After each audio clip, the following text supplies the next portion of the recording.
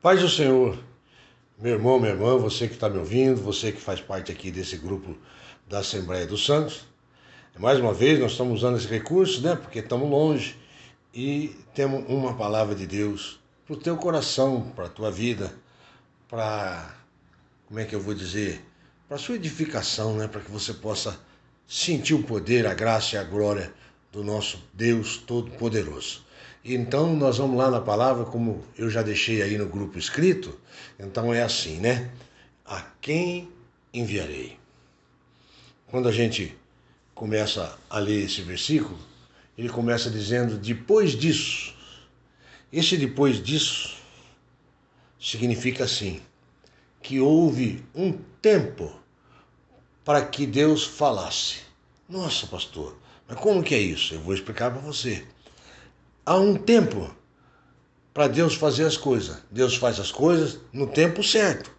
E ele ia falar. Ele ia tomar uma das maiores atitudes que tem dentro da Bíblia. Mas ele fez o quê? Deu o tempo.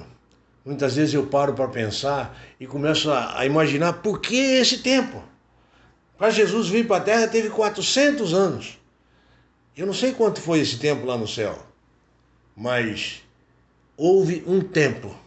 Eu acho que esse tempo é o tempo necessário para que o homem creia, sabe? Porque Deus está pronto para nos abençoar, mas muitas vezes nós não cremos o suficiente para fazer com que Ele nos abençoe. Então, depois disso, depois desse tempo, onde as dúvidas sumiram, como diria assim, né? Onde o choro durou uma noite, mas chegou de manhã, estava lá a vitória. Então, nesse tempo, chegou o tempo. E quando chega o tempo, ouve-se uma voz no céu que diz assim: a quem a enviarei? E essa é uma das coisas mais importantes, porque todo mundo diz que ele diz a quem enviarei. Então todo mundo pensa que ele está procurando alguém para enviar. Não. Ele está procurando a quem enviar. Leia direitinho, está escrito aí. Leia aí. A quem a enviarei? A quem eu vou enviar a palavra de Deus? A quem? A quem a palavra de Deus é enviada? Essa é a primeira frase que aparece nessa decisão de Deus lá no céu.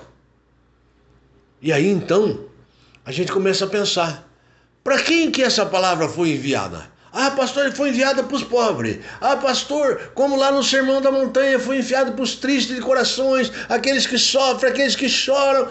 Tudo isso. Mas o Evangelho traz um resumo de tudo isso. Ele diz assim, que as boas novas, o Evangelho, foi enviado aos homens de boa vontade. Aos homens que têm dentro dele uma vontade boa. E uma vontade boa, meu amigo, não é simplesmente a vontade de ajudar. Não é simplesmente a vontade de ter e repartir. Não é simplesmente uma vontade fixada nessas coisas que nós vemos. Não. A boa vontade é a vontade de Deus. A boa vontade tem que ser a vontade de Deus. O Espírito de Deus habita em mim. Então ele produz essa vontade de conhecer a palavra de Deus. O maior exemplo que eu tenho disso e que eu posso falar é o jovem rico. Ele chega até Jesus e disse: olha, tudo isso que o senhor falou eu faço desde pequenininho. Aí Jesus disse para ele assim: ainda te falta uma coisa. E ele diz assim: olha, vai, vende tudo que você tem e dá aos pobres. Muita gente vai falar assim: nossa, Jesus mandou ele fazer esmola. Jesus mandou ele dar as coisas para os outros. Sai dando tudo aí. Não, Jesus não falou isso, não. Ô louco, pastor, Jesus falou claramente isso. Não. O coração daquele jovem estava nas riquezas. Não estava em Deus. E Jesus disse para ele: olha, é necessário trocar o teu coração de lugar. O teu coração não pode mais ficar nas coisas da terra. O teu coração tem que ficar nas coisas do céu. Para quê?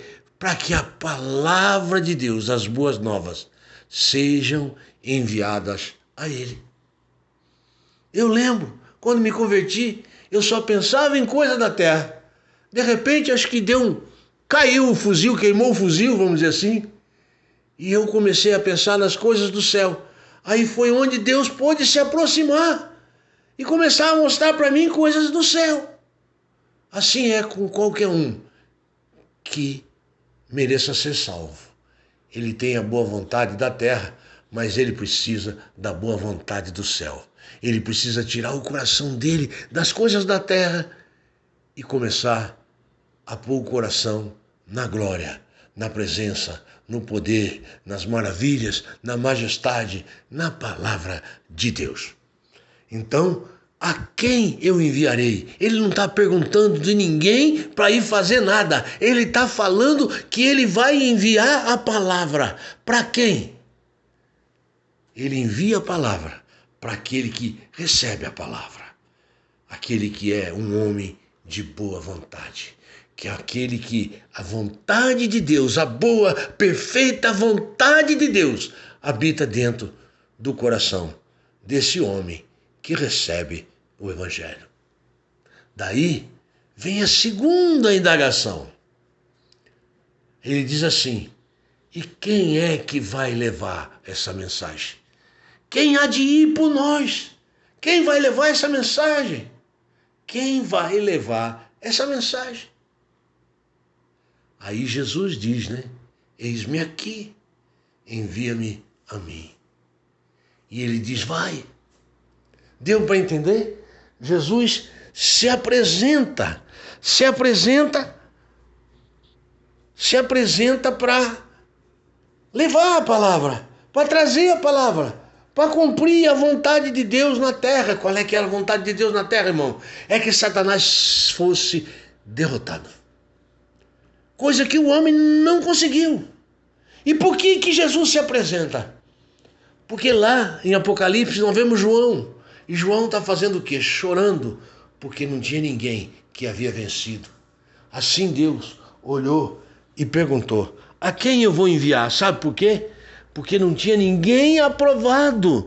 Não havia ninguém aprovado. Davi não foi aprovado. Abraão não foi aprovado. Moisés, um homem eclético, né? Não foi aprovado. Jesus disse para ele assim, olha, fala com a rocha. E ele feriu a rocha. Se nós sairmos procurar, Pedro não foi aprovado. Quem mais? Nenhum deles podia ser enviado. Quando Deus fala, ele diz claramente, porque Deus ele era, ele é e ele há de vir. Então, ele conhece o passado, o presente e o futuro. Então, se houvesse alguém no futuro que pudesse fazer aquilo, ele teria escolhido ali no futuro. Mas não tinha. Ele foi para o presente e não tinha ninguém. Ele foi para o passado e não tinha ninguém. Aí diz, e agora? E Deus diz, Jesus, eu vou.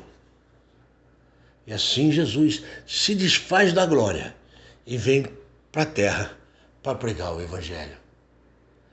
E aí Deus diz para ele assim, vai lá e fala para os homens que eles ouvem, mas não entendem. Fala para os homens que eles veem, mas não conseguem discernir, não conseguem identificar. O Evangelho tem essa propriedade. A gente ouve e se a gente se apressar, a gente não entende nada. Se a gente não tiver paciência, se a gente não buscar essa boa vontade que tem que estar dentro do nosso coração, de forma alguma nós vamos conseguir entender a palavra de Deus. A boa vontade tem que estar em tudo. A boa vontade pode ser traduzida também no amor de Deus. É o amor de Deus por mim, é o amor de Deus por você, é o amor de Deus pelo homem que faz com que a compreensão, a revelação, a salvação que está preparada na palavra entre dentro do nosso coração. Eu sei, eu não entendo nada também, do mesmo jeito que Jesus falou, eu também me sinto assim. Mas eu faço aquele pouquinho que eu entendo, aquela boa vontade que Deus colocou no meu coração, eu busco dela a esperança da revelação da glória de Deus. E muitas vezes também eu vejo milagre e não consigo compreender o milagre. A palavra diz que quem olha vê um milagre e não compreende ele, o coração dele fica duro. Imagina o que acontece com nós. O quanto nós dependemos dessa boa vontade que tem que estar dentro da gente. E é isso que eu vim pregar para você. Vou enviar essa palavra para quem? Quem vai é Jesus.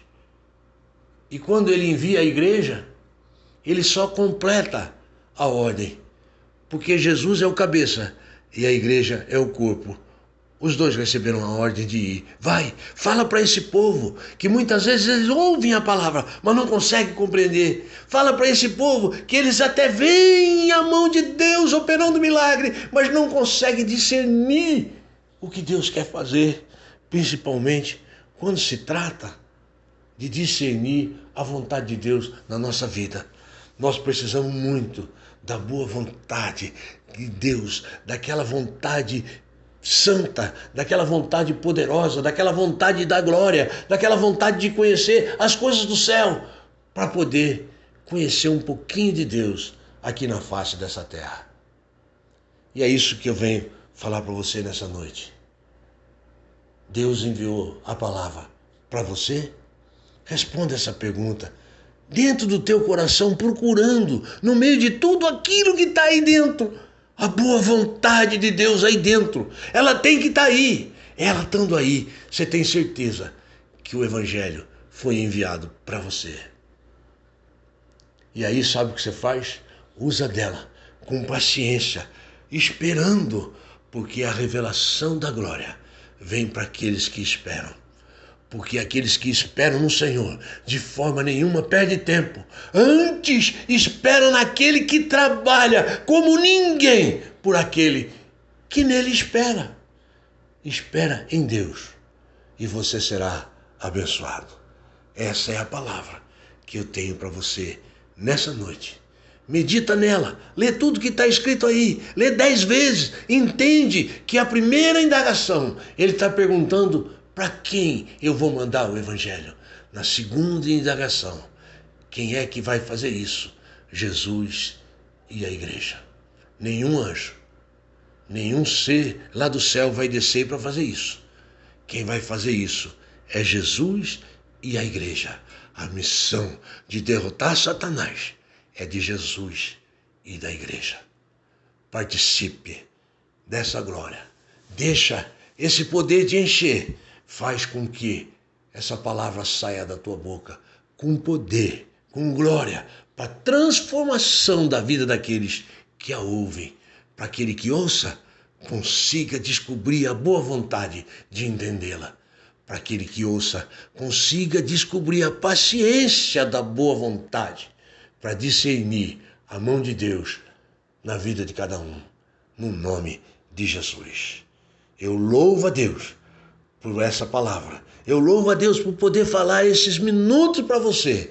E eu creio que você vai ouvir isso aqui 10 vezes se for preciso, até a tua paciência trazer para você a glória do céu, a glória de Deus no teu coração. Amém?